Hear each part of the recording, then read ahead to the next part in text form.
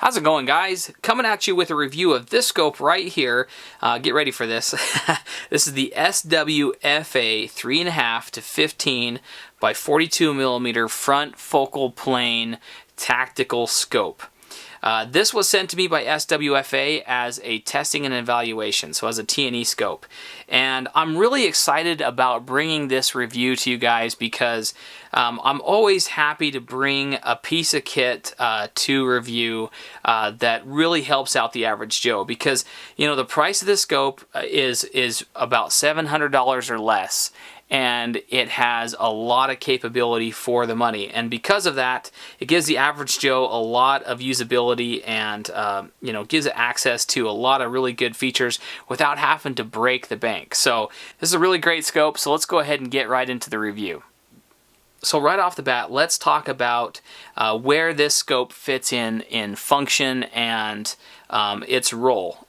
Really, it is, you know, it's touted as a tactical scope, and I would agree that that's exactly what this is. It's a non-illuminated scope, so that's one thing that for those of you guys that are looking for that, you know, low light capability, this scope isn't going to be as good for that as, like, say, like a PST. However, its role as a tactical scope is definitely solid. It's a 3.5 by 15, which is a really nice magnification range. For those of you guys that are looking for a decent hunting scope, you know, the average hunting scope here in the United States is really a 3 by 9. But this one, being that 3.5 to 15, gives you a lot greater range in magnification. It gives you the ability to shoot out further with that higher magnification, but it still gives you that really low magnification of 3.5 that makes it very, very fast, which makes it also a good fit for like a tactical rifle like the SPR that you see in front of you. This is an 18-inch barrel, and so you know this gives us a little bit more capability on the low end for snapshots, but it also gives us good clarity out to range for those longer range shots. So it's a nice tactical scope, but it also fits the hunting role very, very well. So jumping into the build quality of the scope, this is something that I wanted to comment on because I think it's one of the strengths of this particular scope. Everything that you touch and interact with on this scope is very, very smooth and very, very stout. It feels solid, and because of that, it gives you a feeling of confidence that the scope is actually going to perform, and it's going to hold at 0, and it's going to do exactly what it's supposed to do. And so everything is really, really nice and well thought out. So the build quality of the scope is really good. You know, the turrets, we'll talk a lot more about that, but they're precise and they move with authority, and that's always really nice. Now, if we look at the anodizing on the scope, it's more of a textured anodizing. You can definitely feel more texture to it. It's definitely not as a smooth a finish as others, but it is a matte. It is definitely a matte finish. So there's that. If you compare it with the anodizing on the PST here, this Vortex Viper, the Vortex Viper has a really, really fine, smooth anodizing that is a lot deeper black. It does have more shine than the anodizing here on the SWFA. Now, between the two, I prefer the anodizing that's on the Vortex. I think that this anodizing is not going to wear as well. If you guys are worried about scratches and marks on your equipment, then an anodizing like the Vortex Viper would be a little bit better. This, however, is going to wear a little easier than the PST. Not a big downside to me. I don't really care if I get a ton of scratches on my equipment, but that's just one thing that I would note about the SWFA. Also, when it comes to form and function, we have a 42 millimeter Bell objective, and what that does is it's smaller than some others, and it allows you for a little bit more of a compact package, and allows you to mount lower on the gun. You know, a tactical rifle you have to mount up in order to get the eye relief correct, but on different rifles, especially hunting rifles or bolt actions, you can mount it lower because of the 42 42mm objective. And that's always nice because the lower you mount it, the less overbore that you have, as well as it allows for more stability of the scope when firing. And so you get some advantages by being able to mount it lower. Now, it is a little smaller objective, and we'll talk a little bit about light gathering and stuff when we talk about the actual glass of the scope. But the 42 still gives you adequate light gathering at your upper levels of magnification for this scope. So it's something that doesn't really hamper it, and that you gain some advantage with the 42mm. Alright, so let's talk about one of the best qualities of the SWFA. This is one of the best things that you get with the scope, and that is you get 36 mils of internal travel. That's huge, really, really huge. It means that you can really dial this scope for a very, very long time. You know, if you kind of compare that with the Vortex Viper PST, okay, this is a 4-16 with the 50mm objective.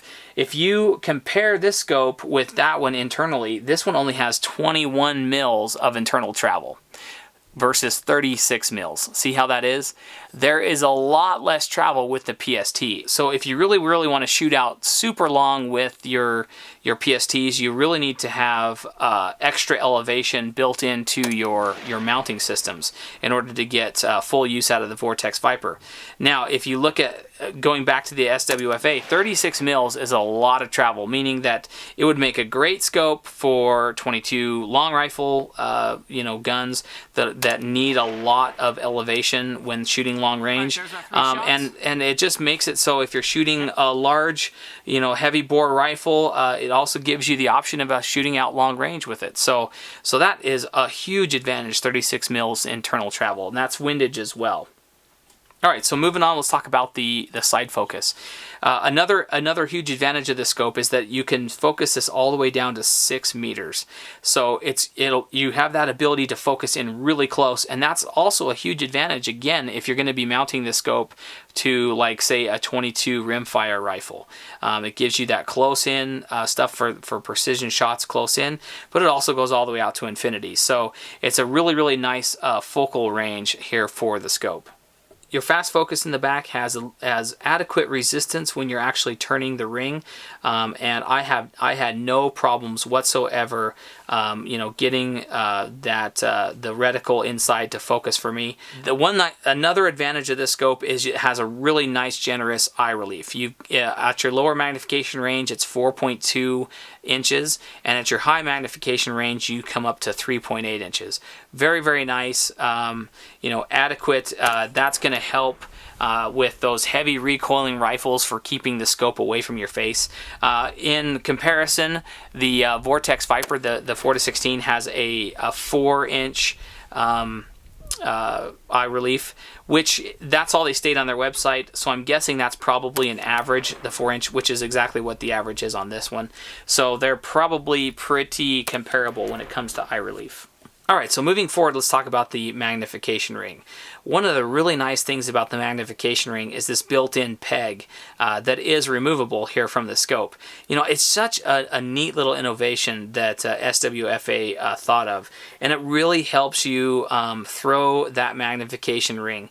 And the Magnification Ring is resistive, nicely resistive, but not overly resistive. So it's something that again, it feels really, really quality with the SWFA, but having that little peg helps you throw that ring a lot easier, and I really, really like that feature.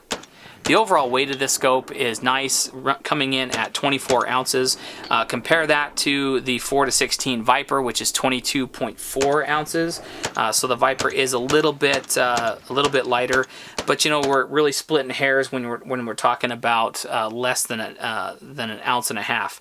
But yeah, they're pretty well close together with each other. Now let's move on to the turrets, which to me is a huge pro for this scope.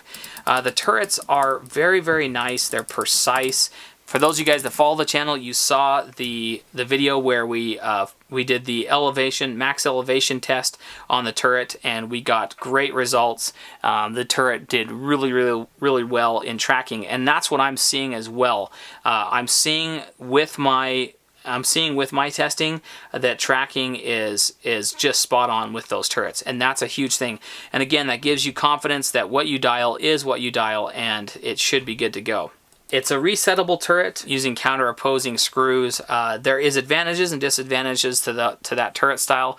The disadvantages is that there is a potential of the turret to slip. Okay, so and if it slips, then you'll lose your zero. And I've actually had that happen with a cheaper scope. So you know, counter opposing screws is okay. You know, inside we'll show you a picture. I'll roll it in. Inside we have a brass stem on the inside that the cap actually, you know, compresses onto. The brass is definitely going to mar as you tighten these screws down, but it shouldn't affect the actual function of the stem or the turret itself, and it should give you a little bit more reliability on turret slippage. I didn't experience any slipping of the turrets, and I didn't really crank these screws down, but I wasn't really light on it either. I tried to be pretty neutral in the tension in which I put my screws down. So it's really no complaints there. Windage is also resettable and is essentially identical to the elevation turret. The one negative I have to say about the turrets on this scope is there's a lack of zero stop. And for me, that is something that I really like in a scope is a zero stop. And the reason why is because I get a bit absent-minded. You know, especially in the excitement of making that 1,000-yard shot or that 1,500-yard shot or whatever you're doing. Sometimes, you know, like you just get lost in the moment, you get excited and you forget to dial back to zero. And when that happens, you know, and 2 months later you don't pick up your rifle and you pick it up and you go out and you forgot that you hadn't reset your zero, that's a huge issue. And for me, having the ability to have a zero stop is priceless in that I don't have to waste ammunition to re-zero my gun or to confirm zero, and I run less of a risk losing that zero in the field. And so, you know, I really would like to see SWFA integrate some kind of zero stop in their turret in the future. Let's talk about another one of the cons to this scope. You know, it's not a deal breaker, but it's something that I would like to see improved, and that is the glass clarity. I noticed that there is a noticeable yellow tinge to the glass, okay? And that's if I directly compare it back and forth with the Viper PST, I can definitely see that the Vortex has better quality or clarity in their glass over that of the SWFA. So there's definitely a yellow-ish tinge to the glass. And again, you know, that 42 millimeter objective, is it adequate? Yes, it is adequate, but it's not as good as going with, say, a 44 to 50 millimeter objective. Is it a deal killer for me on the size of the objective? No, it's not. It really isn't. I would like to see an improvement in clarity with the overall glass. It's not a deal killer, okay, guys? It's not something that I would say steer clear of this scope because of the clarity. The glass is decent, and for the money that you're paying, it's about what you would and should expect from this price range. But that being said, I do think that the PST has better quality glass over that of the SWFA. Alright, so let's go ahead and talk about the reticle. The reticle is nice. I do like the mil quad reticle in it. The diamonds are good. They allow a little bit more precision versus that of like just regular dots. I prefer really precise hash marks myself, but I say that the diamonds that they integrate into this reticle are actually quite good. So I really think that that this is a great reticle, and it gives you a lot of good elevation, a lot of usability, and there's very little to complain about with the mil-quad reticle that they put in this scope. This is a front focal plane scope, guys, meaning that the reticle will decrease and increase in size in direct relationship to the magnification. That gives you it gives you several things, but it gives you two major advantages. One is that makes it easier for you to range off of the reticle. It gives you more precision ranging with the reticle itself, but it also makes the scope a little bit more dummy proof. I want you to look at the magnification range. This is a magnification ring on this 2.5 to 10. Okay, you can see that there's like a little 2x right there. Okay, meaning that if you dial this scope, okay, over to 5 power, you've now doubled the value of your reticle. So if your reticle is a 2 millimeter hash mark or 2 MOA hash mark, it's now a 4 MOA hash mark, and that's because it's directly related to the magnification. It's a little bit complicated, but let me just say that if you're not aware of what magnification you're at, then you can easily overestimate a shot based off of the reticle alone. And so front focal plane remedies that by shrinking the actual reticle itself so that the hold values on that reticle stay consistent throughout the magnification range. And usually front focal plane scopes are actually more expensive for that particular reason. And so for $700 on a front focal plane scope with everything you're getting is a really good value. A couple other little things that SWFA sent me with the scope is they sent me this salt mount, which is really, really nice. I actually, for $60 is what they're selling this mount for. I think that it's a really, really well built mount. It's probably not the lightest mount out there, but definitely robust, and it's definitely going to hold everything in place. It comes with 1-inch inserts. So you buy the 30 millimeter, you have 30 millimeter, but you can also insert the 1-inch inserts in there and use it for a 1-inch tube as well. Another thing they sent me is the 42 millimeter sunshade for the scope. And what's nice about these sunshades is it's not super long. The sunshade on like the if you compare that with the sunshade here on this one goes to this 2.5 to 10 power. But if you look, you're looking at a lot less sunshade. And these are kind of a little bit on the long side, I would say, the PSTs. But what's nice about the sunshade on the SWFA is this is a stackable shade. So if you buy 2 of them, you're at roughly the same length as the PST. So if you want a little bit longer sunshade, you can buy as many as you'd like. So that's a really nice feature as well. Another item that SWFA sent me is this kill flash. Now, what it does is it's an ARD, anti-reflective device. So it makes it so that nobody's going to get glare off of your objective lens. So where that's practical is in coyote hunting. So predators are really aware of their surroundings, and the glare off of your lens could be the difference between a successful and an unsuccessful hunt.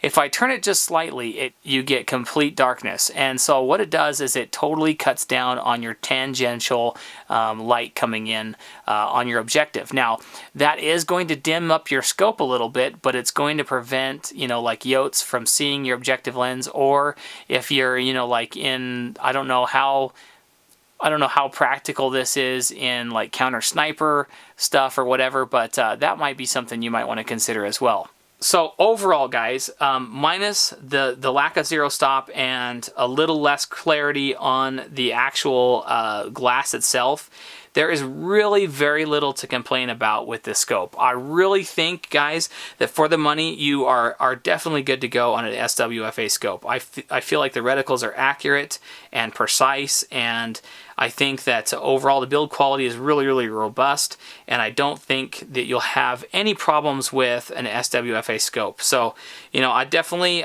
would check them out, guys, and put them in your options to consider when buying your next scope for sure. So, So anyway, I want to say thank you to SWFA for sending me this scope out to review for you guys.